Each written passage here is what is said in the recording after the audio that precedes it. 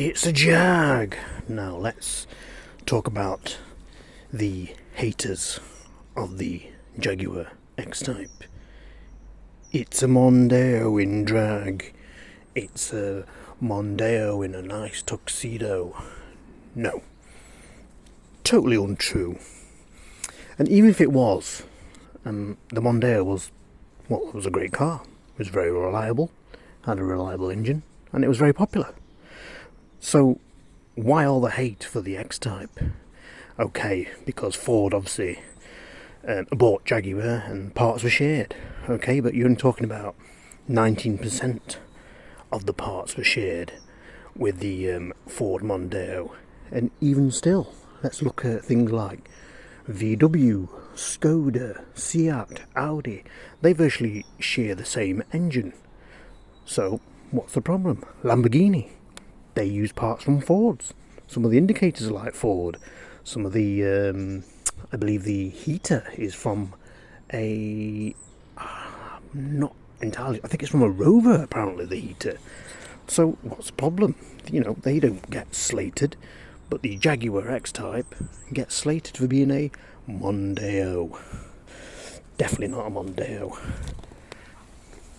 And if you've ever driven one, you will realise that. You've got this lovely XJ6-esque twin headlamp, very classic styling. So let's have a look at all the stuff interior wise. That's definitely not a Mondeo interior. Love this lovely wood panelling you see here, although it isn't real wood, but they don't make cars like they used to back in the 60s, 70s. It was pretty much real stuff. After that retro time, they start to be a little bit plasticky and fake, to save money of course. You got a lovely 5-speed gearbox and a nice onboard computer with sat-nav, climate control, etc. and from 2006. So let's have a look at legroom. Actually, let's go around the other side.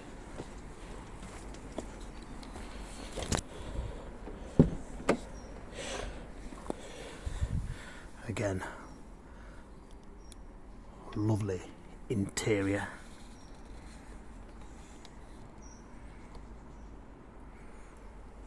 Definitely a Jag.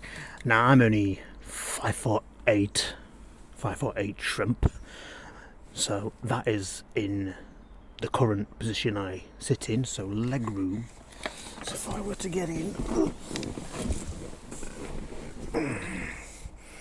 leg room, not too bad, not too bad. It's not the greatest, but you're talking about a 20-year-old car. So as you can see, nice Mondeo interior. Definitely not. It's definitely a Jag, and I'll keep saying that during the video. So you've got nice pull down here. Some of these do have a hatch. Mine doesn't. I'm pretty sure I've seen one with like a hatch in the middle here, but it doesn't come with them. Got some nice armrest with a cup holder in the back.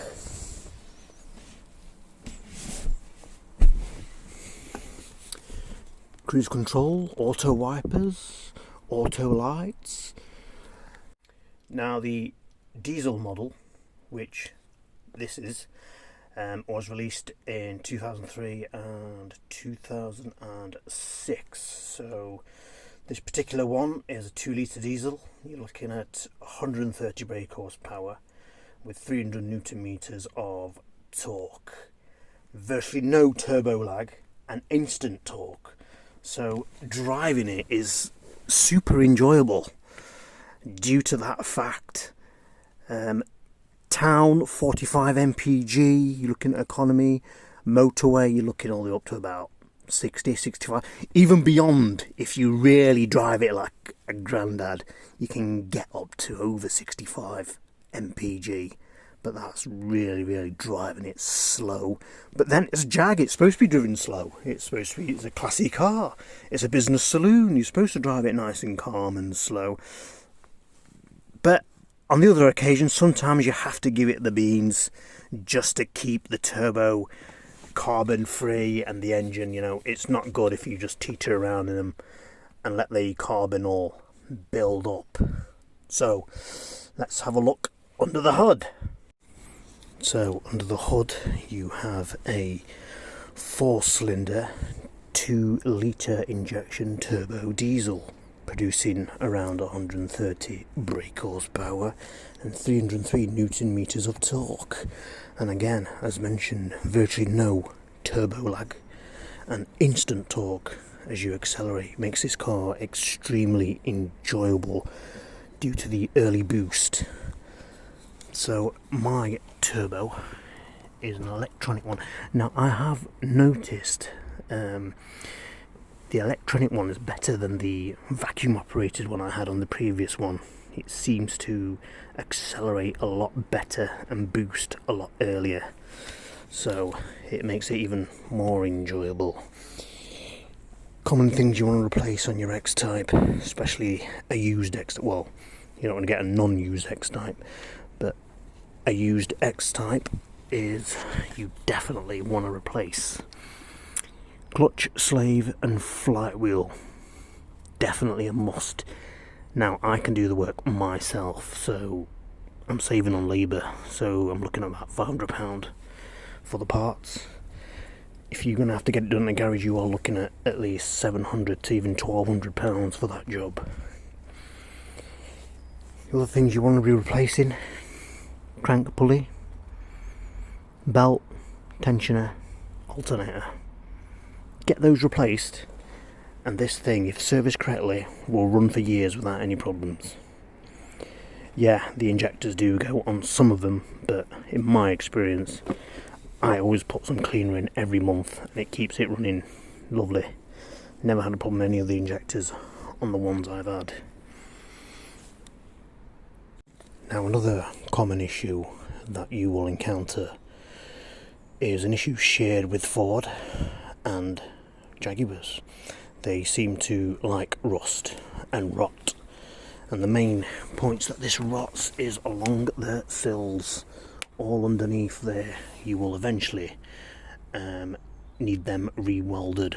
Now on this one that I bought, the sills are pretty good still, but that's because I'm lucky, but they will eventually rot and they will need doing, so you're looking at about £300 to £400 a side, so it might be something you want to consider budgeting for if you want to buy a Jaguar X Type, or to be honest, any Jag. They all seem to rot for some reason.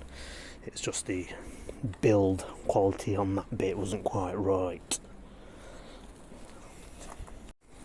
Okay, boot, well spacious, get lots of shopping in there.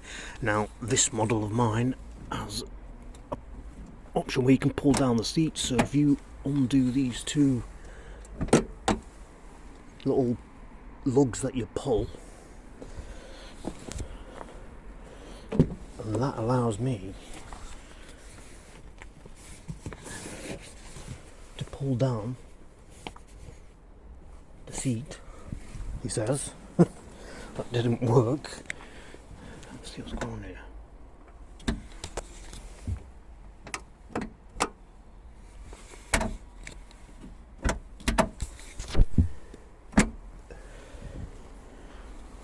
I might actually need two hands to do that. That's why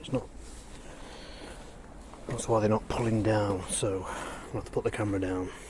So yes, you have to pull them down at the same time, and that allows you to move the seat forward for anything long you want to put in there. Maybe you want to put your wife in there, or your girlfriend, or your dog, whatever floats your boat.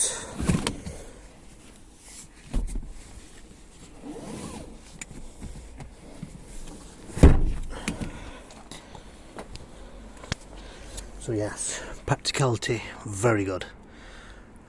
Nice spacious boot there. Under there, room for a spare, or if you don't want to carry a spare, there's more room for shopping.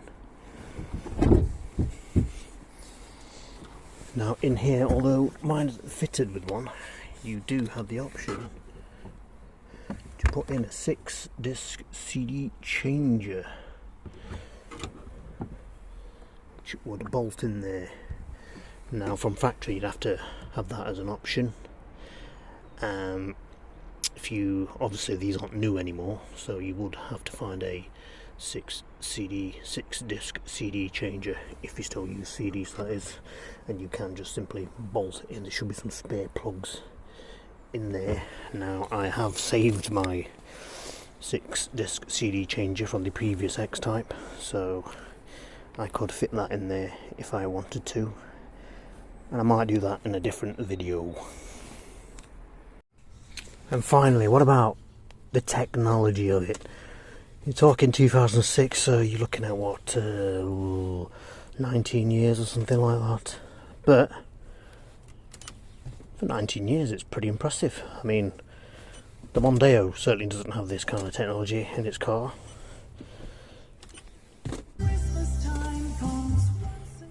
There you have your radio, your audio, your CD player.